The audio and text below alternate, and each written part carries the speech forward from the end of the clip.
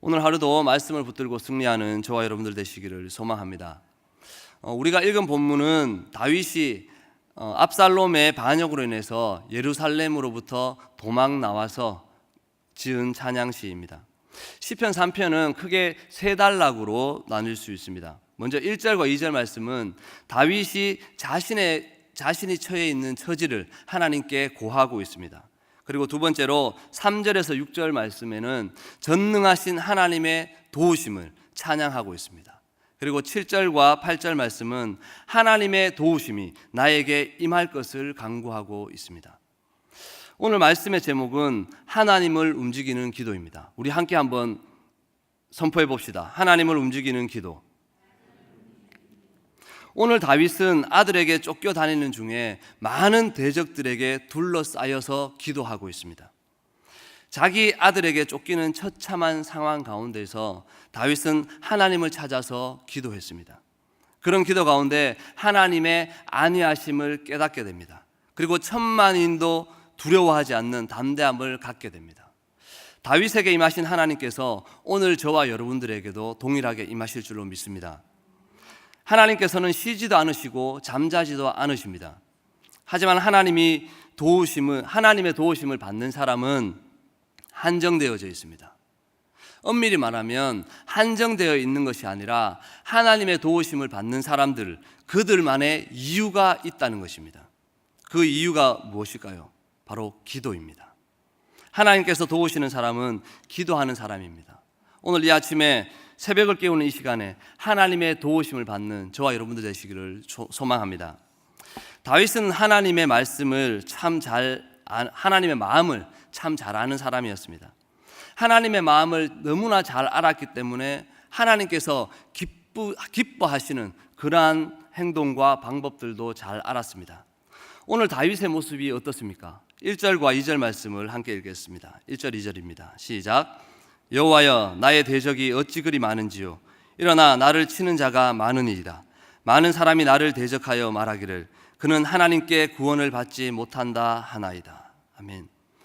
다윗은 기도를 시작하면서 내가 지금 얼마나 많은 사람들에게 공격을 받고 있는지를 강조하고 있습니다. 나의 대적이 어찌 그리 많은지요. 나를 치는 자가 많습니다. 많은 사람이 나를 대적하고 있습니다.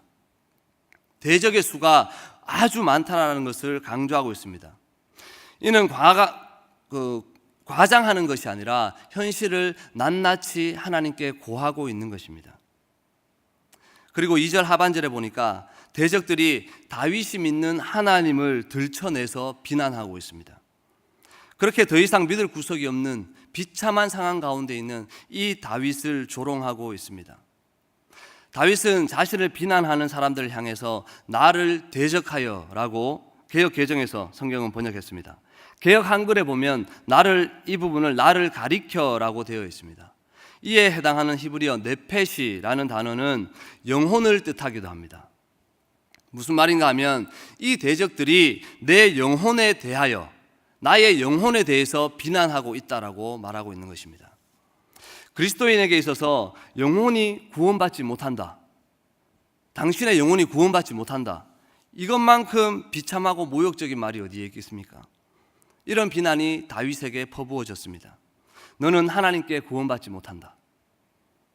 다윗을 이렇게 비난하는 사람들은 압살롬과 그의 추종자들이었습니다. 이들의 비난 속에서 이들의 비난 속에는 하나님을 철저하게 무시하고 있는 모습이 있습니다. 그들의 반역에는 하나님이 없었습니다. 그들은 하나님의 도우심을 바라는 것이 아니었습니다. 자신들의 힘과 권력으로 왕위를 차지하려고 하고 있기 때문입니다. 이들에게 하나님은 어디에도 없었습니다. 다윗은 어찌라고 표현하면서 자신이 처해 있는 이 위기와 피할 수 없는 이 고통의 심각성을 말하고 있습니다. 오늘 다윗의 위기는 자신을 치려는 자가 자신을 따르려는 자보다 훨씬 더 많다라는 것을 하나님께 구하고 있습니다. 또 2절 말씀에 의하면 많은 사람들이 다윗이 하나님의 도우심을 받지 못하고 있다라고 말하고 있습니다. 이것을 하나님께 기도하고 있습니다. 당시 이스라엘 백성들은 다윗이 처해 있는 이 처참한 이 상황들, 이 현실을 보면서 무슨 생각을 했을까요? 이 다윗의 모습을 보면서 이스라엘 백성들은 이렇게 생각했을 것입니다. 하나님께서 다윗을 버렸다. 다윗은 더 이상 하나님의 손에 붙들림 받지 못한다. 하나님의 저주를 받았다 라고 했을 것입니다. 왜요? 자기의 아들의 손에 의해서 폐위당하게 생겼으니까요. 자기 아들의 손에 의해서 죽게 생겼으니까요. 다윗이 이런 백성들의 시선을 자세하게 언급한 이유가 있습니다. 자신이 비참한 상황에 처해 있는데 이런 나를 하나님께서 직접 나서서 하나님께서 직접 도와달라고 구하는 것입니다. 다윗은 하나님께 지금의 상황을 있는 그대로 낱낱이 기도하고 있습니다.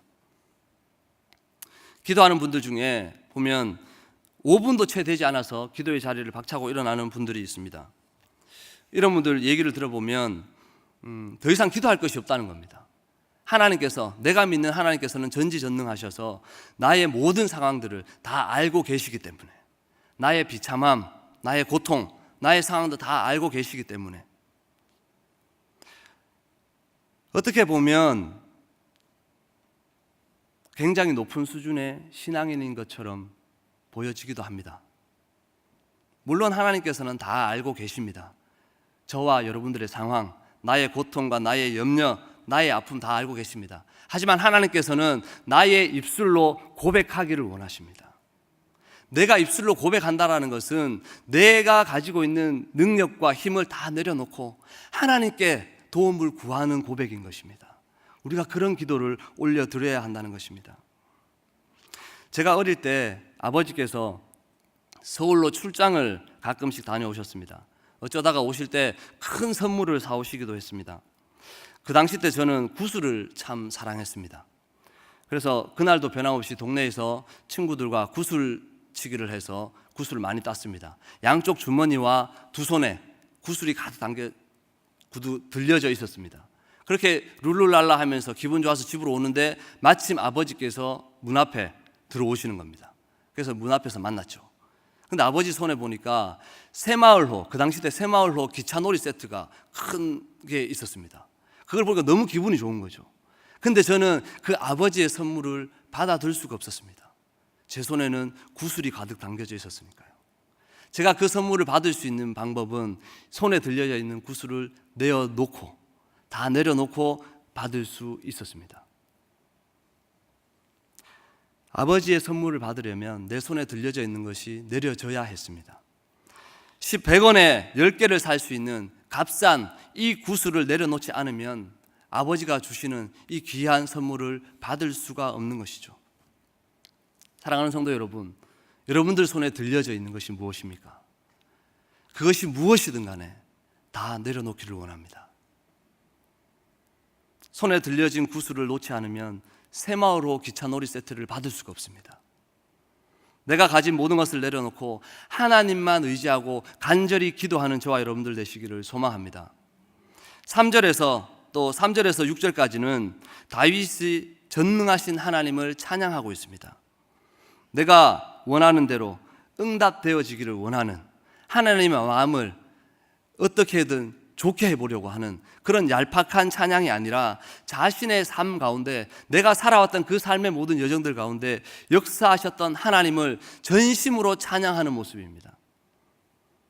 지난날 힘들고 어려운 가운데서 임하셨던 그 주님을 찬양한 것입니다.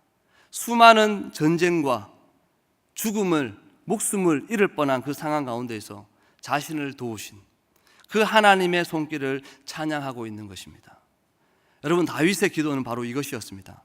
고통과 절망 가운데 고개 숙여 있는 나의 머리를 들게 하신 하나님, 부르짖어 기도하였더니 응답하신 하나님, 쫓기는 와중에서도 두 다리 뻗고 잘 수 있게 하신 하나님, 자신과 언제나 함께 하신 하나님, 이 하나님을 찬양하며 그러한 하나님의 도우심을 간구한 것입니다. 하나님께서는 우리가 알지 못하는 사이에도 우리와 함께 하십니다. 그리고 우리와 함께 일하고 계십니다. 우리 믿음의 사람은 깨어 있어야 합니다. 우리 주변의 성도들 가운데 나는 간증할 것이 없다라고 고백하는 분들이 너무나 많습니다. 제자 훈련을 해보면 저는 간증이 없어요, 이렇게 말하는 분들이 너무나 많습니다. 천만에요. 바울과 실라가 감옥에 갇혔을 때 기도하며 찬송을 했습니다. 그때 옥토가 흔들리고 옥문이 열려지는 일이 일어났습니다. 자다가 깨서 간수가 와보니까 이 죄수들이 도망간 줄 알고 칼을 꺼내서 자살을 시도합니다. 간수에게 이 상황은 도저히 감당할 수 없는 어려운 상황이었습니다. 간수가 감당할 수가 없는 상황이었습니다. 여기에서 우리는 바울과 실라 그리고 간수의 모습을 비교해 볼 수 있습니다. 똑같은 시련이 있었지만 바울과 실라는 기도하며 하나님께 찬송을 불렀습니다. 똑같은 상황 가운데에서, 어려운 상황 가운데에서 간수는 자살을 시도했습니다. 우리의 삶도 마찬가지입니다. 똑같은 시련 가운데 처했을 때 그것이 간증이 되는 사람과 그것이 비극으로 끝나는 사람이 나누어집니다. 우리 조용히 지난 세월들을 한번 돌아봅시다. 이것도 감사하고 저것도 감사하고 이것이 간증이요 저것이 간증이요, 이러한 우리의 삶이 아니겠습니까? 전능자의 손길이 필요할 때 기도해야 합니다. 천만인의 나를 애워싸고 죽이려고 진칠지라도 우리가 두려워하지 할 것이 없다는 것입니다. 전능하신 하나님을 움직일 수 있는 유일한 방법이 바로 기도입니다. 다윗의 기도를 통해서 우리는 도전받아야 합니다. 8절 말씀을 함께 보겠습니다. 8절입니다. 시작. 구원은 여호와께 있사오니 주의 복을 주의 백성에게 내리소서. 아멘. 구원은 여호와께 있사오니, 구원은 여호와께 있사오니 나에게 등을 돌린 이 백성들에게도 하나님의 복을 내려 주시옵소서. 이것이 다윗의 기도였습니다. 오늘 다윗이 처해 있는 이 상황은 처참하기 그지없습니다. 자신의 아들이 반란을 일으켰고 내 아들이 나를 죽이려고 달려들고 있습니다. 꿈이 아닌 현실입니다.